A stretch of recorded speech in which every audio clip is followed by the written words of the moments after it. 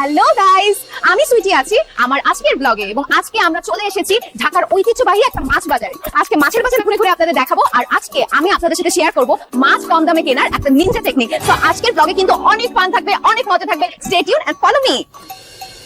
Guys, আমরা কিন্তু এখন একটা চলুন মাছওয়ালার সাথে কথা বলি। এই যে মাছওয়ালা ভাইয়া, আপনার নাম কি? রুইতন। না না, মাছের নাম জিজ্ঞেস করছি না, আপনার নিজের নাম কি? আমার নামই রুইতন, রুইতন খান। আমার বাবার নাম বাঙ্গাস খান, আমার দাদার নাম Kata Khan. Oh my god, that's very surprising guys. খুব ইন্টারেস্টিং কিন্তু ব্যাপারটা। তাদের ফ্যামিলির সবার নাম হচ্ছে মাছের নামে নাম। সো ভাইয়া, আপনাদের সবার নাম মাছের নামে নাম কেন? কারণ আমরা মাছের মানুষ তাই। ও ওয়াও, ওনারা মাছের মানুষ। আচ্ছা, আপনি কি মাছ বিক্রি করেন? জি না, মাছ বিক্রি করি না, স্বর্ণ বিক্রি করি। কয় পড়ি লাগবে আপনার? কি বলতেছেন ভাই আপনি? আমি তো দেখতেছি আপনি মাছ বিক্রি করতেছেন। দেখতেছেন যখন, তাহলে আপনি জিজ্ঞেস করেন কেন? মাছ লাগলে নেন, না লাগলে সরেন। না না না, মাছ লাগবে। আচ্ছা, এই যে বড় বড় ইলিশ মাছগুলো, এগুলো কত টাকা করে কেজি? একদম 2200 টাকা কেজি।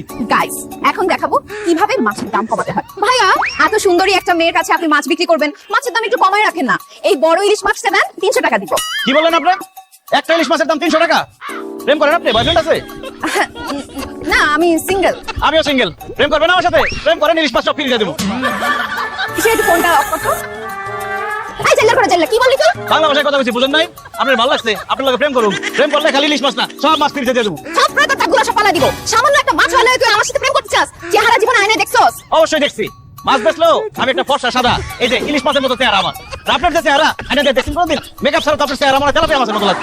আমি কোনো মেকআপ করি নাই, this is my natural face. আর একটা ফালতু কথা বললে তোর ইলিশ মাছ দিয়ে তোর কিন্তু পিটাবো। জানলা কোথাকার? এই খবরদার, আরেকবার জানলা করে একদম বিয়ে করে বাড়ি চলে যাও কিন্তু। কি তোর কত বড় তুই বিয়ে করবি? হ্যাঁ, বিয়ে করবি? চাই না।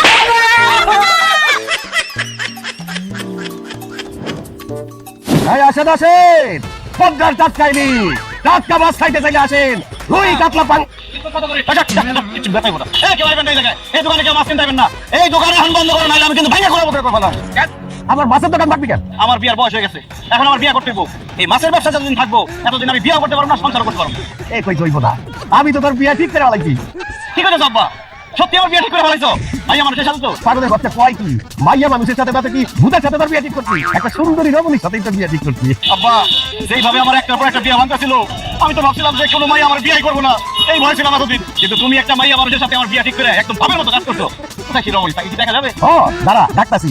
এই কোথায় রুই তোদের হবু হও? এদিকে আয়। দেখতে তো শাস্ত্র আছে ভালো, খাটা খুটা, সমস্যা নাই, ভাইয়া মানুষ তো চলবো। চেহারা দেখা দিব। অবশ্যই দেখা দেবো, কেন দেখা দেবো না? এই যে ওরে ফকিনের বাচ্চা, ফকিন্নি গাড়ি মরা, শুনি পাতি। আমি তো পাচ্ছি পাঙ্গাস টাকাটা তোর লাগে আমার বিয়া ঠিক করতে। তুই কর। আব্বা, তুমি এটা কি কাজ করছো? এই মাছ কাটেন না ফকিন্নির সাথে আমার বিয়া ঠিক করছো? কি করবো, নাসিমা ছাড়া আর কোনো মাইয়া তোর সাথে বিয়া বলতে রাখি না, এই জন্য নাসিমার সাথে তোর বিয়া ঠিক করছি। আব্বা, তোমার কি মাথা খারাপ হয়ে গেছে? সে বাজারের মধ্যে মাছ কাটে, এরকম একটা বেরির সাথে তুমি আমার বিয়া ঠিক করলা কোন আক্কেলে? আরে মাছ কাটতে সমস্যা কি? মনে কর আমাকে ব্যবসার একটা বাইরে গেল, আরে আমরা বাপ বেটা মাছ বিক্রি করলাম আর নাসিমা মাছ খাইতে দিল, মাছ বিক্রির টাকা আর কাটার টাকা দুইটাই আমাকে টাকা গেল। তারপর বাচ্চা কাচ্চা হইলে এখানে একটা বাজার ভরে খুলে পাবো। আমাদের বাচ্চা কাচ্চা হইবো, ওগুলো মাছ কাটবো আর মাছ বেচবো। মানুষ যে খাই বয়সা ওই মাছ খেবো, তো টাকা পয়সা সব থেকে দেবো। খুব বেশি ভালো যায় না? খুব ভালো কথা কইছিস তো। চুপ করো। তোরে হলে সারা জীবন আমি বিয়া না করে থাকুম, তবে ভুটকি মাছ কাটিয়ে আমি বিয়া করবো। তুই তো তুই আমার বিয়া কর না। আমার যে আগের জামাই আছিল না, তাই আমার ছাইরা দেওয়ার পর আমি অনেকদিন একলা একলা আসলাম। একলা থাকতে ভালো লাগে না। কি তোর আগের জামাই তোর ছেড়ে দিছে? তার মানে তোর আগে আরো একটা বিয়ে হয়েছিল? হয়েছিল, কিন্তু বেশি দিন সংসার করতে পারিনি। মাত্র 6 বছর সংসার করছি। 365 দিনে 1 বছর। তুই 6 বছর সংসার করে কইতেছ বেশি দিন সংসার করছ নাই? আব্বা, ওরে আমার সামনে থেকে সরাও, তাহলে কাঁচা মাছ খাওয়া আর মেরে ফেলাম আমি। এই নাসিমা, তোর যে আগে বিয়া হইছে এটা তুই আমার কইছিস? কাম কস নাই? না না না না, আমার পোলার সাথে তো তোর বিয়া দেওয়া যাবে না।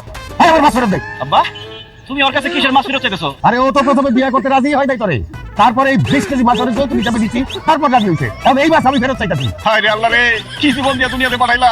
একটা বিয়ে, একটা মাছ কাটেন না ভুটকি, এই আমার বিয়া করবো তা বলে যৌতুক দিতে 20 কেজি মাছ। বন্ডা চাইতাছে কত কাছে সাথে ফাঁস দিয়ে মরে যায়। খবরদার, এই মাছ তুমি নিতে পারবি না, জানি না। নাসিমু নাকি লেগা আমি তো তোর বিয়া করতে চাইছি, আর তুই আমার বিয়া করবি না, এটা কি আমার দোষ? আমি আজকে মাছ নিয়ে আই যাবো। আর কোনোদিন শুনছো যে যৌতুকের জিনিস মানুষ ফেরত দেয়? সরে দিকে সর। না, নিবি না। আচ্ছা তো ফাঁকা দিতে দে। কথা, তুমি আমার ঘরে কাম করো। কি নাম আপনার? আদর। আপনার সাথে লাগা ফলা ঠিক মতো চেনা জানা নাই, মাত্র দেখা হলো। সে এখনই আদর চাইছে, তাকে এখনই আদর করতে হবে। আদর করতে হবে না তো, আমি তো আদর। না, আমার নাম আদর। আপনার বাবার নাম কি? সোহাগ। মায়ের নাম মায়া। বাহ, বাবা মা ছেলের মধ্যে কত মিল। আদর, সোহাগ, মায়ার পরিবার।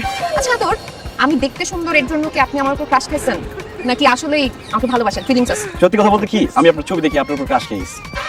এত ক্রাশ খাইছি যে মনে মনে সত্যি সত্যি আপনাকে ভালোবেসে ফেলেছি। এখন কিন্তু আপনি বলতে পারবেন না যে শুধু আমি মন পাবো দেহ পাবো না। সত্যিকারে ভালোবাসতে গেলে মন দেহ সব লাগে। আপনাকে যতটা বোকা ভাবছিলাম আপনি তো তত বোকা না, আপনি তো অনেক চালাক। I like it. আচ্ছা, এর আগে আপনি প্রেম করতেন না? জি না, আপনি প্রথম, আপনি শেষ। আপনি কি সিগারেট খান? সি সি সি সি, অসম্ভব, জীবনে না। সিগারেটের নামই তো আমি বলতে পারবো না।